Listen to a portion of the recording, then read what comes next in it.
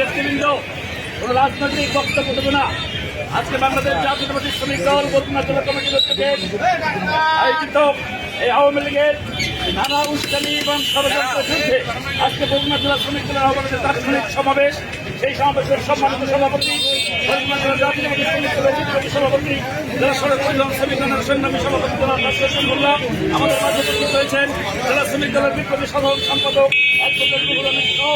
জেলা শ্রমিক দলের বিভিন্ন পর্যায়ের নেতৃবৃন্দ, থানা শ্রমিক দল, পৌর শ্রমিক দল সহ সকল নেতৃবৃন্দ, জেলা সড়ক পরিবহন শ্রমিক দলের বিভিন্ন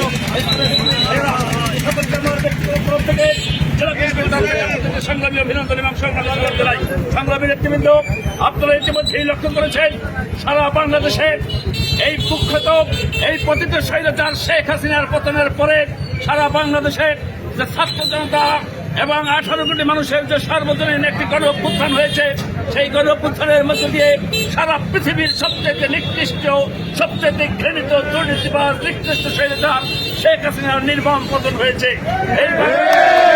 এমন ভাবে পতন হয়েছে যে শেখ হাসিনার সকল গুন্ডা পান্ডা সাঙ্গরা আজকে দেশ থেকে পলায়ন করেছে। সেই কারণে বাংলাদেশের মানুষ আজকে ঐক্যবদ্ধ হয়েছে। বাংলাদেশে যে খুন, গুম, হত্যা, লুটপাট, ধর্ষণ, আইনের শাসন এবং গণতন্ত্র, ভোট অধিকার থেকে সকল কিছু হরণ করে বাংলাদেশের মানুষকে একটি বন্দিশালায় আটকে রেখেছিল। সেই কারণে বাংলাদেশের মানুষ আজকে ঐক্যবদ্ধ হয়ে বাংলাদেশ থেকে আওয়ামী লীগকে বিতাড়িত করেছে। ইতিমধ্যেই এই সরকার ছাত্রলীগকে সন্ত্রাসী সংগঠন হিসেবে চিহ্নিত করে বাংলাদেশ থেকে তাদেরকে নিষিদ্ধ করা হয়েছে। বাংলাদেশের 18 কোটি মানুষের দাবির মুখে আওয়ামী লীগের যতগুলি সহযোগী সংগঠন রয়েছে, সশস্ত্র সন্ত্রাসী সংগঠন রয়েছে, আজকে বাংলাদেশের মানুষ সকল আওয়ামী লীগকে বাংলাদেশ থেকে নিষিদ্ধ করা। আমরা যে কোনো মূল্যে বাংলাদেশের গণতন্ত্রের অগ্রযাত্রাকে অব্যাহত রাখার জন্য, বাংলাদেশের মানুষের ভোটাধিকার প্রতিষ্ঠা করার জন্য যে কোনো মূল্যে বাংলাদেশকে আওয়ামী লীগ এবং এই পতিত স্বৈরাচারের দোষর মুক্ত রাখবো। এই বাংলাদেশে আওয়ামী লীগের এই খুনি হাসিনার বাংলাদেশে রাজনীতি করার কোনো অধিকার নাই।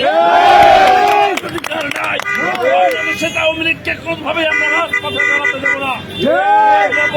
সমস্ত জাতীয়তাবাদী রাজনৈতিক নেতা কর্মী এবং সমস্ত বর্তমানের মানুষের ঐক্যবদ্ধ যে কোনো মূল্যে আওয়ামী লীগের এই অপতৎপর থেকে রুখে দিতে আমরা রাজপথে থাকবো। রাজপথে থেকে যেখানেই আওয়ামী লীগকে পাওয়া যাবে, যেখানেই শ্রমিক লীগকে পাওয়া যাবে, যেখানেই এই স্বৈরাচারের দোষরদেরকে পাওয়া যাবে, সেখানেই তাদেরকে প্রতিহত করে আওয়ামী লীগের কোনো ছাড় হবে না। জাতীয়তাবাদী শ্রমিক দলের নেতৃবৃন্দের প্রতি উদাত্ত আহ্বান জানাতে চাই, আজকের মতো বরগুনা রাজপথে জাতীয়তাবাদী শ্রমিক দল সর্বাত্মকভাবে রাজপথে থাকবে। আওয়ামী লীগকে বরগুনার মাটিতে নামতে দেওয়া হবে না। বরগুনার মাটিতে রাজনীতি করতে দেব না। বক্তব্য দীর্ঘায়িত করতে চাই না।